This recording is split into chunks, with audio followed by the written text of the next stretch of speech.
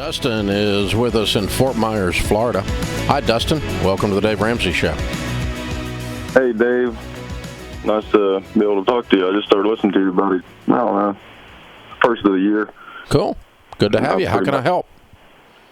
I'm on board pretty good. I'm still trying to get my budget straight and everything. I just started it, like I said, and I'm engaged. Planning on getting married pretty soon. She's got multiple credit cards. She's pretty good at managing her credit. She's a good borrower, as you'd say. But I'm trying to get her to get rid of them. Once we get married, I'm not really trying to press her right now. But she kind of wants me to save up the money to take up for the lack of the credit cards before she gets rid of the credit cards. Mm-hmm. What do you think I should do there? Okay. When are y'all getting married? I'm thinking beginning of next year, maybe this year. It just kind of depends on what. We're not doing anything crazy expensive or anything. Okay. So you really undecided is what you're saying. Okay.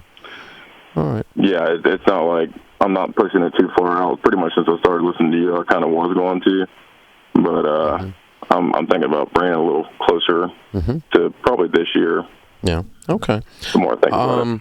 Well, the thing I know, how old are you two?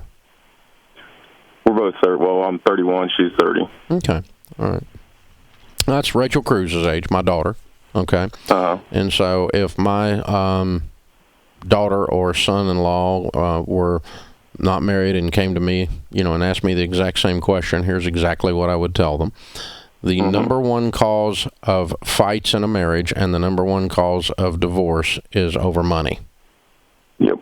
And all of the data points, all the research tells us that there are 4 things that you need to be in agreement on before marriage, and if you are, you have a very high probability of a successful marriage.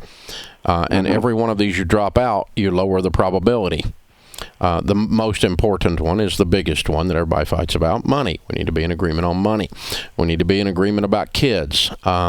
Like, are we having kids? How many probably? And how are we going to treat them? Are we going to make them behave, or are the inmates going to run the asylum? And parenting style.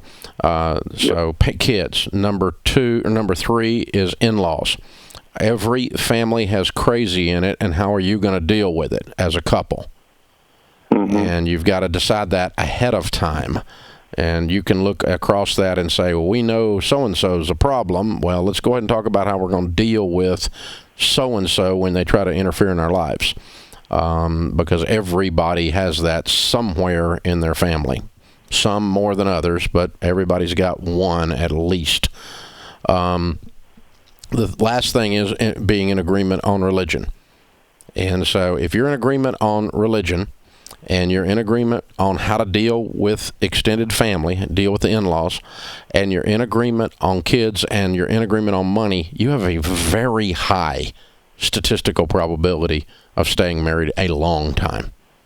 Because those 4 cover just about everything in life that matters anyway. So, what I would always instruct anyone to do is also, see, I'm a practical guy, so I study this stuff and go, okay, how can I stack the deck in my favor in a world where marriages fall apart every day? Right? And so I'm going to get those things dealt with. The other thing I found out is a 6-month or so engagement length is ideal. Getting married 6 days after you met someone obviously brings problems in most cases, but getting married 6 years later says you don't know whether to paint or get off the ladder. So, you need to, something's wrong there too. So that kind of thing is there. There's exceptions, but by and large, a good length of an engagement, a healthy length of an engagement. Another one is, if you want to stack it in your favor, is in-depth, detailed pre-marriage counseling. Sit down with a pastor or a marriage counselor and pay them and go to 4 or 5 sessions where you deal with your childhood and how that's going to affect your family of origin, how that's going to affect how you guys are going to be married, and vice versa. Can you possibly imagine what my children would have said in the pre-marriage counseling about their family of origin? There was plenty of drama to talk about. So it's good. You got to get all that stuff out, man. You got to deal with it up front, because you're coming into, you are marrying her family, whether you want to or not. I'm definitely, everything we get along on, and Yeah. we get along with the money. Yeah, so all of that said, you don't get along on the money. You're not in agreement on the money.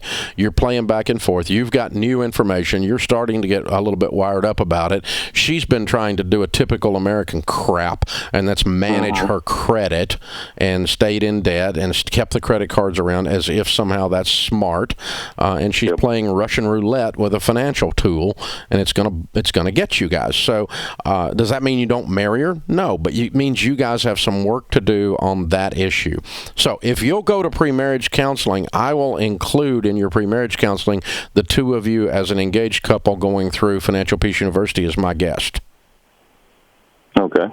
And if the two of you go through that class and you still have radical disagreements about money, then you need more pre-marriage counseling before you get married.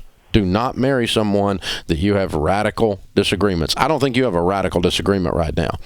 I think you've got partial information, she's got partial information, and y'all are kind of fumbling around at this. You don't have real good, strong stands on anything. And so we'll get you some strong stands because you'll have the stuff to talk about as you go through the class.